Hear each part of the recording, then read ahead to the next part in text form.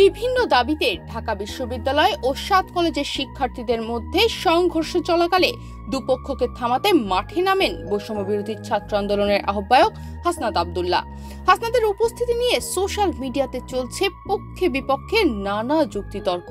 এরই মাঝে রাজপথের সহযোদ্ধা হাসনাত আব্দুল্লাহর উপস্থিতি নিয়ে সামাজিক যোগাযোগ মাধ্যম ফেসবুকে স্ট্যাটাস দিয়েছেন বৈষম্য বিরোধী ছাত্র আন্দোলনের সমন্বয়ক সার্জিস আলম। ২৭ জানুয়ারি সোমবার বিকালে নিজের ফেসবুক স্ট্যাটাসে সার্জিস লেখেন, আশেপাশে এমন বহু শত্রু আছে যারা সুযোগ পেলে খুন করে ফেলবে। এইটা জানার পরেও মবের মধ্যে ঢুকে মারামারি থামানোর কথা বলতে হেডম লাগে। অন্য কেউ এই সাহসী করে নাই, সাহস করেছে হাসনাত আব্দুল্লাহ। সাহসটা করার জন্য হাসনাতকে মাথায় তুলে ফেলতে হবে সেটা বলছি না, তবে ন্যূনতম অ্যাপ্রিশিয়েটটা অন্তত করতে শিখেন। হয়তো ফলাফল প্রত্যাশিত হয়নি, কিন্তু এর চেয়েও খারাপ কিছু হতে পারত। সবচেয়ে বড় কথা, উদ্দেশ্য সৎ ছিল।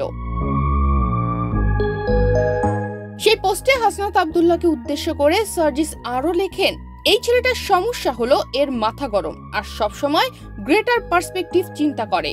কিন্তু সত্যি এটাই যে মাথা গরম বলেই সেই জুলাইয়ে ভিসি চত্বরে গায়বানা জানাজা শেষে যখন সবাই পুলিশের টিয়ার সেল, সাউন্ড গ্রেনেড আর ছোড়া বুলেটে দিক বিদিক ছুটে যাচ্ছিল, তখন এই ছেলেটা সর্বপ্রথম স্রোতের বিপরীতে গিয়ে ওই পুলিশের দিকে 2 হাত প্রশস্ত করে এগিয়ে যায় আর বলে, উই আর ওপেন টু কিল।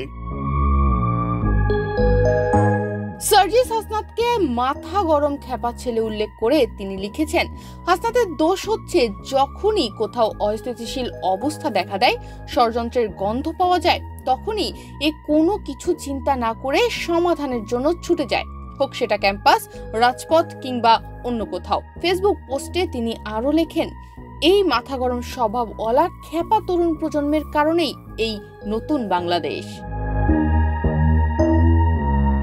ওই পোস্টে তিনি হাসনাতকে উদ্দেশ্য করে ইংলিশে লিখেন, we are Hasnat and proud to be a fellow fighter of Hasnat. অর্থাৎ আমরাই হাসনাত এবং হাসনাতের একজন সহযোদ্ধা হতে পেরে আমরা গর্বিত।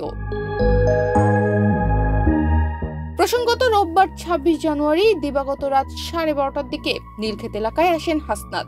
এ সময় তিনি ঢাকা কলেজ শিক্ষার্থীদের সঙ্গে কথা বলতে গেলে তারা তার সঙ্গে কথা বলতে রাজি হননি। তবে হাসনাত উত্তেজিত শিক্ষার্থীদের শান্ত করার চেষ্টা করলে নিজেই তোপের মুখে পড়েন।